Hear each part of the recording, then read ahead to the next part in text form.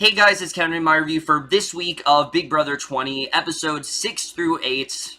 And once again, I was very much looking forward to this week. I'm really enjoying the season so far. We're really getting that back to basics formula that I really do love, and a lot is really going down this week. You know, we had a really big blindside, alliances are tearing apart, house guests are already losing their shits, things are starting to crumble, some house guests are really rising to power. I mean, this was a very productive week, and I'm really hoping that it can just stay like this, because this is really what I want to see in a Big Brother season. I want to see a season where things are always happening. I don't just want to see people lying around, and from the looks of it, I don't think we're going to get that this season, and I'm just very happy about that. Any worries that I had have pretty much been lifted at this point, and that's something that I really hope I don't jinx in the coming weeks, because like I said, I'm really enjoying what we're getting so far. But let's just jump right into it, starting off with Sunday's episode. So obviously, I was very interested in seeing how Sunday's episode would go, especially after seeing how the whole crazy, unrequited love triangle played out between Kaytlyn, Haleigh, and Faysal. It's probably one of the craziest storylines we've seen on this show, because it is so one-sided. Like, Kaytlyn clearly has feelings for Faysal, but he has feelings for Haleigh, but Haleigh doesn't really like him, and she's just kind of caught in the middle of all this. And once Kaytlyn got that win, I was like, yes, I want to see what she can do, because she's so unpredictable. Like, we don't get a win like this enough. Usually, it's the same people winning over and over again. I was really happy to see Kaytlyn win this HOH, and it kind of went the way I wanted to, and it also didn't. And we'll get to that right now, because right off the bat, she has her sights set on possibly maybe going against the grain, because yes, she did in fact vote to evict. She voted for Sam to stay rather than evict Sam, and this was something that they were planning. They weren't planning on doing. They were planning on evicting Sam, and she went against her alliance. And basically now she really wants to stay loyal to them, but at the same time she's kind of tempted on possibly going against them. And I'm just going to say right now, Kaytlyn is playing a terrible game. I mean, every single decision that Kaytlyn makes, this girl is already out of control, and I think she's already covered in blood, and it's going to take a very long time for her to wipe it away, if she's even able to, because I think she's already gotten herself in tons of trouble, and I just don't really see how she's going to get out of this, honestly, because most of this week is pretty much dictated by Tyler, and I like the game that Tyler is playing, but I'm also very worried for him, because on one hand, I think Tyler's doing a very good job with having individual conversations with everyone, making it seem like it's their idea, making it seem like he's doing what is in their best interest, when in reality, they're basically doing the dirty work for him, and I do really like that. Unfortunately, I just don't know how long he's going to be able to keep up this appearance of, the guy who is just a really dumb surfer dude who happens to have really good connections with people. How long is he going to be able to keep this up? After this week, I'm a little bit concerned for him, because at first she has her sights set on, like, Winston or Angela, but he proposes the idea to actually backdoor Swaggy. Now, this is not something that she was initially thinking about, but he brings it up because we know that he really wants Swaggy out. He really wants to target them, and look, I'm not someone to say that Big Brother's racist or anything like that. A lot of people have said Tyler's racist, and I would very much disagree. I think Tyler had genuine reasons for gunning after Swaggy. He thought that he was kind of this big personality that felt like he was ruling the house, and he was kind of standing in his way, and he really wanted Swaggy out. However, I do not think this was the week to go after him. I really don't think that, I think there's other players that you definitely could have gone after. You could have gone after Winston, you could have gone after Angela, and I think it would have been much better, just a much better HOH run for Kaytlyn overall. But she is incredibly intrigued by this. She actually really wants to go with this idea, and we basically end up seeing what happens there. But also on the power app side of things, basically, you know, Swaggy, once again, he really wants to get that power app. He's hoping that America gave him that advantage, and once again, he didn't. I thought maybe he had a shot because people were really starting to like Swaggy, I thought, at the end of last week, but no, he did not get it. It ended up going to Tyler. This is not a surprise at all. Tyler ended up winning, and I think it's well-deserved, honestly. He played a really great game in that first HOH, and I think it was he was very deserving of it, and his sort of, you know, the choice that he picks is insane, but I'm not going to say that it's rigged for him because, again, it's the same, like, 4 choices over and over again, because, yes, he does get this advantage where he is basically in this thing called the Cloud for the first 8 weeks of the game, pretty much. So for the next 8 weeks, if he's put up, he gets to sit in the Cloud, and he can't be evicted or anything like that. So I do think that's a very good advantage. Yeah, it's a bit unfair, but again, this wasn't just something that was tailor-made for Tyler. It's the same choices over and over again. It's just whichever one that house guest, you know, basically decides to choose. It's not based on, oh, you know, they're doing a much better job in not making this season seem rigged. So if anyone's going to start it's rigged for Tyler, bullshit, because it's pretty obvious that it was the same 4 choices. We heard this thing that Sam got. It's deactivated now. You can't use it, but it is still there. It is still a power, and the other powers were there as well last week, so no, this is not something that's rigged for Tyler. Like I said, it's solely based on whatever the house guest ends up choosing. It has nothing to do with what Big Brother wants them to choose. At least I don't think it does. I mean, again, you never really know what's going on unless you're in the house, but at least from what I gathered, I don't think that this is in any way a bias against Tyler. I don't think that's what Big Brother's doing here. And I can totally see people starting that rumor, and I'm just going to debunk it right now. I don't think that's what's happening.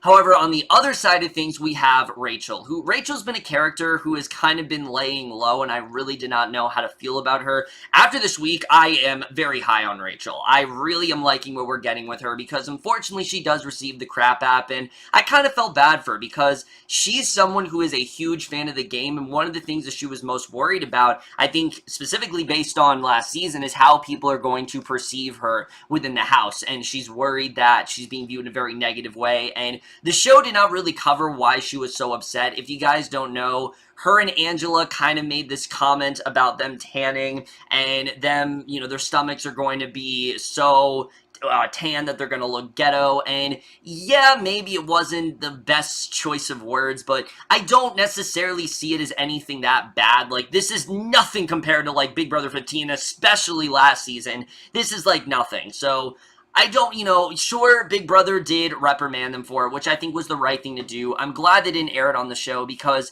it just really makes them look bad, and I think it's just very unfair towards them because they really haven't said anything besides that. It was literally just one comment that wasn't really phrased correctly. I do think that the house guests sometimes forget that what they're saying can be viewed nationally, you know, all over the world. Well, not all over the world, but, you know, all across America, there's all different ethnicities and things like that, and if one of them hears it, they very much might take it the wrong way, and it could very much hear it in poor taste. So, yeah, I do think that what they said was wrong. I'm not at all condoning it, but I'm not going to say that this is, like, a terrible thing that Angela and Rachel are racist, because, trust me, I have heard way worse things on other seasons of Big Brother 15 specifically. You know, this is nothing compared to like what Aaron Grease was doing at that point. Like, this is the time in Big Brother 15 when we were hearing all of the, you know, all of the tabloids of like what Aaron was doing was like circulating across Twitter, and that's not at all the case with Angela and Rachel. It's just this one thing, and I really did feel bad for her. Like, I genuinely did feel sorry for Rachel here, but she decides to choose this thing called the Yell punishment. We'll delve a bit deeper into that in Wednesday's episode, but this was definitely one of the highlights of the episode for me. I really enjoyed Rachel this week, and I'm hoping that she continues to really impress me, because I do think that she could be one of those people who maybe doesn't do a lot now, but towards the end of this game, maybe she does start to, you know, get some power, and maybe she starts to align with certain people, and maybe she could end up, you know, possibly going very far. I definitely do see some potential in Rachel, and I did like what we saw saw of her here. But other than that, the only other thing we really do get in this episode, because we did the conclusion of Faysal's, like, Amazon thing, which I don't really care about that, but Kaitlyn does decide that, you know, she does want to put up Winston and Scottie. Scottie is very unsure about going up on the block because he knows the pawns go home. She tells him that he is not at all in danger. However, we see that might not be the case because if they can't get Swaggy out, she actually does want to get Scottie out. So Scottie is a character on the show that I'm very interested in seeing how he's going to be, especially after this week. I don't really know where his loyalty lies, but I will say they're doing a much better job at not stereotyping him. He is getting along a lot better than I thought he would. They're not giving him, like, the Steve or the Ian edit where he's not, like, connecting with people. I know I've said this before, but I'm just very interested in seeing where Scottie's going to go after this. But basically, she decides to put up those two. That's basically everything that happens in Sunday's episode. Wednesday's episode is really when all of the fireworks and the most eventful stuff really does go down, because we have Kaitlyn, and like I said, she's a train wreck, honestly. Everything about Kaitlyn, she is just completely losing it.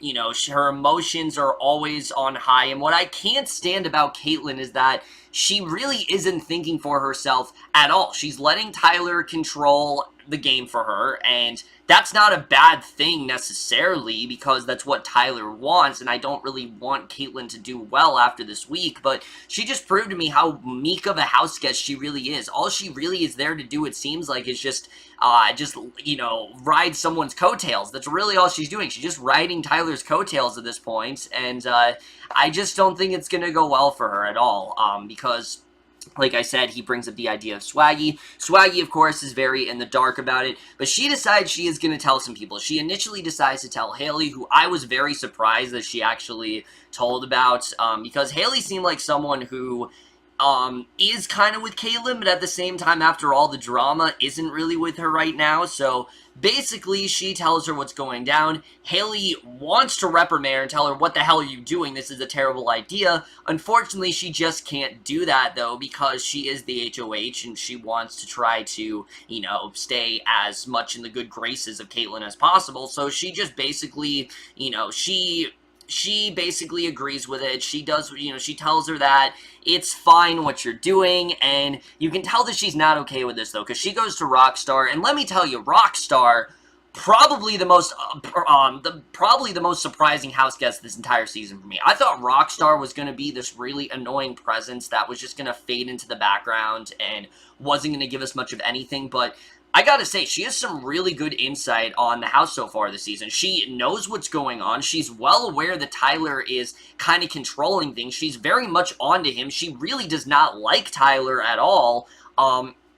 And she is not at all for Tyler just ruling this game. So if anyone is going to stop Tyler from getting all the power, which I do hope happens, I love to see power switch and things. Again, Tyler's playing a very good game so far, but I do want to see the power switch. I think it's going to be from Rockstar, because I think Rockstar, like I said, she definitely has a very good insight on the game, and it's very surprising. I was not expecting her to be this knowledgeable, but she's really doing a very good job. So basically, these two, they're not really for it, but they kind of just have to sit back and watch it happen, even though they really don't want it to happen. But of course, there is still a veto comp to play, and Kaitlyn is very on the fence with who she actually wants to choose, because on one hand, she does want to pick Faysal, because Faysal at the moment is her closest ally. These two, they kind of are in this weird type of relationship where I don't know what Kaitlyn's boyfriend's doing right now, but that's over. That's, like, long gone at this point. Like, if I was Kaitlyn's boyfriend, I would just call it quits right now, because she clearly does not seem to care much about that. She's focused on Faysal. She's focused on Tyler. I don't even think she remembers that she has a boyfriend at this point, because she certainly isn't acting like she does, and, basically, she decides to pick him for the veto, and he does play in the veto comp. I actually really enjoyed this veto comp, not just because Jess and Cody returned, which that was really cool to see. I really did like seeing Jessica and Cody return. I think it's pretty sad when those two are literally the only people that we actually look at it in an endearing way from Big Brother 19. Like, nobody else. The only reason I like Josh in Big Brother 19 is because he wanted to go after Paul. I did not at all like the person that he was. I didn't like most of the people that season. Really, the only people who, actually are looked at as, redeemable are Jessica and Cody, people who weren't even in the house that long. So, yeah, it's pretty sad that those are the two people that they brought back, but it was cool to see them again. I definitely did enjoy that overall. I thought that was definitely cool to see, and basically it was this thing where they had to figure out different, like, foods and hobbies that all the previous house guests like, and I do like the way they're incorporating, like, alumni into this. I'm hoping that they get more alumni to host competitions, not just Jess and Cody. I know that was last season, but honestly, I'm really hoping we can maybe drive away from that season a little bit, just pretend it didn't happen and focus on other seasons. I'm really surprised they're mentioning players from Big Brother 15, because I feel like that's one season they don't want to acknowledge that happened because of all the controversy, but no, they're like, yeah, it happened, who cares? I guess they figure it's the 20th season, just go for it, own up to what happened, and we see in the end that Tyler does end up winning this POV. So basically, the plan is a go. They're going to go after Swaggy, and that's exactly what ends up going down. And it was a very heartbreaking, term of events, to be honest, because you can see that Haleigh and Rockstar and Fessy, they knew what was going to happen, and they didn't and Fessy didn't know, actually. Swaggy was just about to tell him when Kaitlyn was giving the replacement nominee. He's like, something's about to happen. He didn't know what he was talking about, and basically, he does end up going up, and I felt really bad for Swaggy, to be honest, especially in the next episode. I really did not see the reason why we need to go after him this week. I felt like this was something that Tyler wanted to do, but I think he did it for two things. One, I don't think that he wants to be aligned with Kaitlyn for that long. I think he genuinely does want to want to infuse any of the, target on him and just put it on her. I think that's kind of what he's doing. But I think in a sense he did want to eventually get Swaggy up, so it was kind of a win-win situation for him either way. I understand why he wanted to get him out. However, I don't think Swaggy needed to go this early. We'll get to that a little bit later, but this was very heartbreaking to see. The fact that Kaitlyn was crying over this, I think is so fucking pathetic. Like, you're literally the HOH. You get to make the choice here. Why are you crying about this? It's literally week 2. Just calm down. Like, he's literally leaving the house. You'll see him again at some point. He's not dying. He's not sick. Like, I don't know why she was crying about this. I thought it was honestly really dumb. Just own up to what you did. Like, when you're an HOH, the best thing to do is just stay calm. Like, I know, it's hard to do because we don't see that happen a lot, but the best thing to do when you're an HOH is just try to stay calm. Don't let these things get to you, and especially someone like Kaitlyn, who initially wanted Swaggy out and had a good reason for it, that, oh, he was treating her like shit and was saying all these rude things to her. For her to just go and cry like that, I just did not understand what that really was about. I understand that, like, Faute is dead and things like that, but Faute was dead, like, the second that name was created. So let's be honest with ourselves. That alliance was never going to last, but either way, I thought it was really dumb what ended up happening. We'll get to Thursday in a little bit. But the only other thing to talk about on Wednesday is the yell punishment from Rachel. I really love this. I loved seeing what happened here with Rachel having to deal with this guy. And here's the thing. Yes, was this the same guy that was yelling at Cody last year with all the bullying tactics and things like that? Yes, but the difference is that was very hard to watch because it was just Paul and all of them antagonizing Cody and trying to get him to crack and rile him up and try to get him to quit the game pretty much. Like, that's really what they were trying to do there. Here, yes, it was a mild annoyance because this guy was screaming every 5 seconds, but Rachel was kind of okay with it. Like, she wasn't necessarily enjoying it, but she was along for the ride. After a while, she just started to put up with it, and I thought it was fun. I thought she handled herself really well. I especially loved when he came back and you thought everything was fine. Like, he's like, all right, I'm sorry, I've been really rude. I've been a bit harsh on you, and she gives him the cup of coffee, and he starts, like, yelling at her. Probably some of the funniest stuff I've seen in Big Brother in a while, and that's something I'm really enjoying. The season is really going back to just the fun of it all. Like, Big Brother can be a fun show, and I'm glad to see that they are incorporating things in this season that, yeah, maybe are a bit of a detriment to the house guest game, because sure, this guy can come in here and he can just spill everything. Like, he can spill about the level 6 alliance, he could spill about deals Rachel has. Now, Rachel, she's not up to her elbows in blood just yet, so it's not like she has really anyone after her right now, but he very well could have used that against her. So yeah, Big Brother's doing a very good job of simultaneously giving us twists that are very entertaining, and power, and sort of punishments that are very entertaining, but also punishments that actually do put a dampener on that house guest, and I think they're doing a very good job of that overall, and I think this was another very good example of that. And again, like I said, really liking more game from Rachel. I'm hoping she does go far, because I really did like her this week. But now we do get to tonight's episode, and I'm just going to say tonight's episode was honestly kind of devastating. I really did feel bad for Swaggy, especially with what we did get with it. We really did kind of see the softer, more vulnerable side of Swaggy, and it really showed me that he could have gone very far. I mean, we found out in this episode why he even adopted the Swaggy name. This was not something that he just did because, oh, I want to be cool. It was actually a coping mechanism because his dad had died, and basically, he always referred to him as Swaggy C, and he kind of, adopted that namesake as a way to, as a way to keep a part of his father alive with him, and I think it just adds this more sort of endearing sort of context to Swaggy. Sure, he can be a bit cocky, but he really didn't do anything. Like, he was campaigning, but not in this huge manner that the show seemed to give him. Like, the show was really trying to give him the Devin edits, and I think they really failed on doing so, because Swaggy is not that kind of guy at all. Swaggy's not the kind of guy who's just going to go around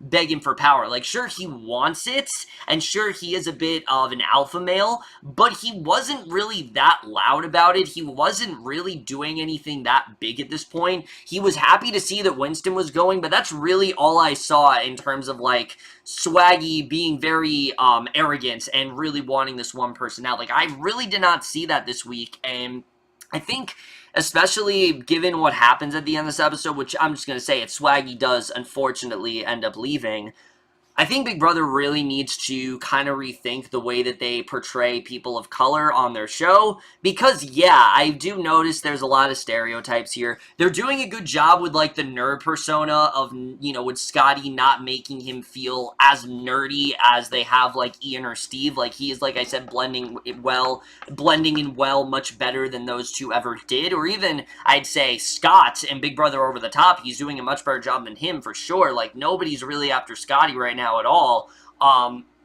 But then again, you do have someone like Swaggy, who I think got completely the wrong edit here. Like, sure, this is a guy that's very cocky, but I don't think he's any more cocky than, like I said, like Dr. Will or a Dan. Like, those guys, yeah, they were arrogant, and yes, they were very, very into the game, and they're like, yeah, they owned up to what they did.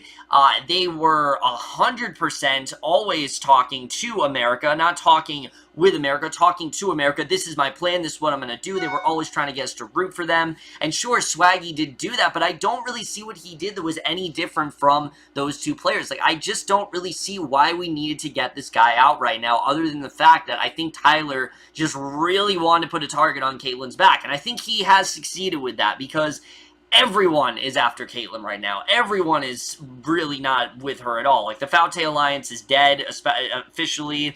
Her and Haleigh are not on good terms. Her and Faysal are kind of on good terms, but he's not entirely sure if he can trust her right now. Rockstar and Kaitlyn, I don't even think there was Rockstar and Kaitlyn. I think she's drifted way far from Kaitlyn for sure. I think she's really just aligned with, like, Haleigh and Fessy and maybe Scottie. I'm not entirely sure, but she's definitely not aligned with Kaitlyn anymore.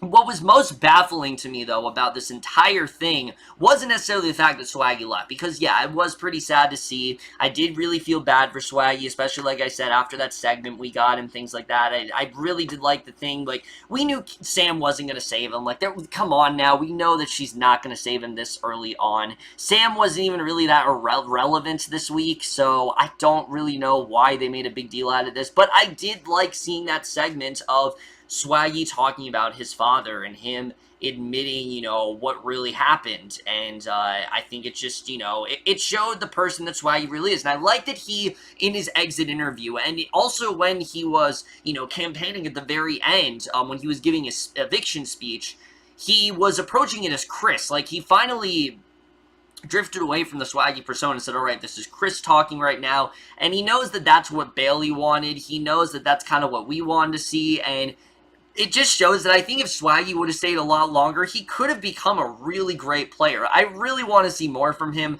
I'm hoping there's a buyback where he can get back in here, because I really think that this was a big loss of the season. I was really starting to enjoy Swaggy a lot, and I really do not want to see him go. Winston, the only reason I wanted to see Winston around is because of his freakouts. It's absolutely hilarious when he's just freaking out. Like, he was literally planning on exposing everyone tonight, and he didn't, and that's only really because of Brett. Like, Brett is basically, people say they have a bromance, Brett is basically like his father. Like, he goes to him for every single decision, and I just love it. I love seeing Winston freak out. He is one of the biggest idiots in any of these seasons, and it's great to see. But either way, what was most surprising to me about all of this wasn't necessarily what happened, but what ended up happening with Scottie, because Scottie, you know, sure, I understand that he had like a side deal with Tyler. We didn't see this on the episode, but him and Tyler kind of have this side deal right now.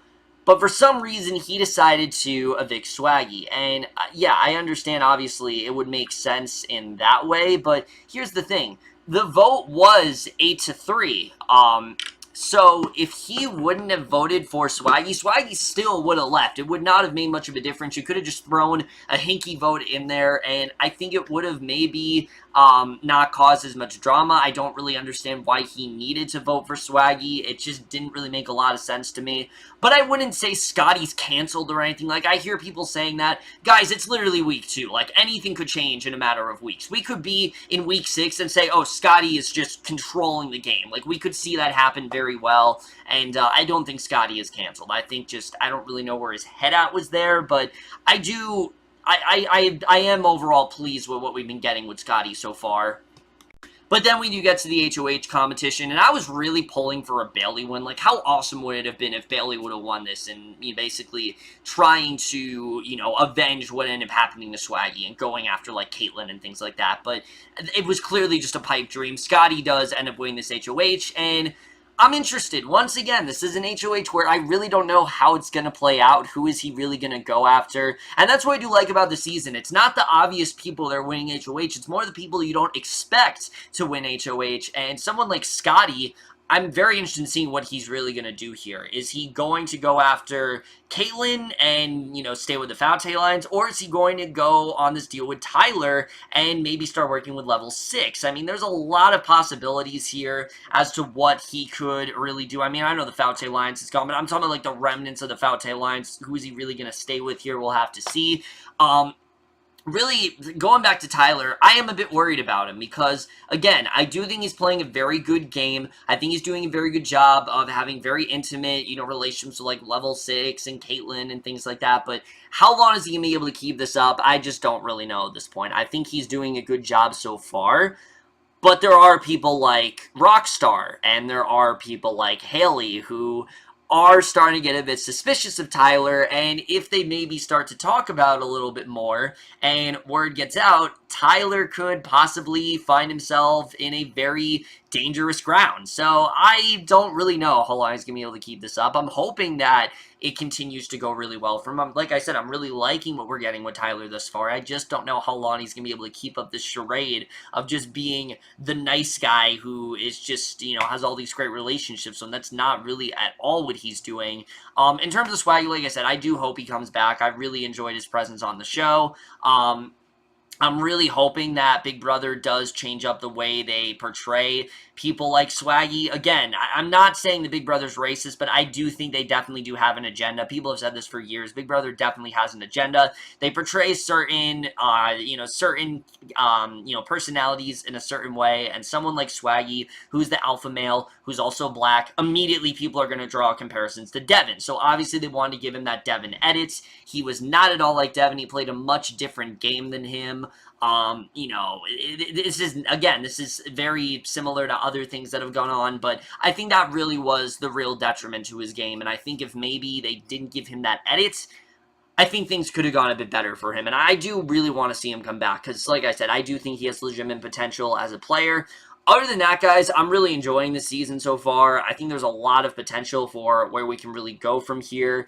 I'm interested in seeing Rockstar and Haleigh, what they're going to end up doing, because a part of me feels like they're going to kind of go rogue and kind of go on their own. Because they really don't trust Tyler right now, and especially Scottie, someone who has something with Tyler, he might try to get them closer to Tyler, and it seems like those two don't really trust him right now, so I don't know what's really going to happen there, but those two I really am liking so far. Haleigh and Rockstar, I think, could end up becoming two of the best players in this season, and they're already kind of drawing comparisons to Celebrity Big Brother with Ari and Brandy, how they know a lot of what's going on, but just nobody's really coming after them right now. Now, I'm not saying that they are controlling things as much as those two did, because those two did have a hand in a lot of evictions and things like that, but very similar to them. They have very good read on the game, and I think definitely they could go very far because of that. But other than that, guys, that's really it for this video. Hope you guys enjoyed. Let me know what you guys saw this video of this week overall. Left your thoughts in it. Do you think Kaitlyn's gonna go? I'm really hoping he does target her. She's crazy. She needs to get out of there, and I'm really not looking forward to more Kaitlyn and Tyler stuff. I'm really hoping that Tyler just leaves her at this point, because he really does not need her. He does not need Kaitlyn. He has so many other allies, and if he can just get the target on Kaitlyn and get it off himself, I think he's honestly going to be okay for the week. But that's it for this video. Hope you guys enjoyed it. We'll see you guys in my next video, and we'll see you guys for that. Okay, bye.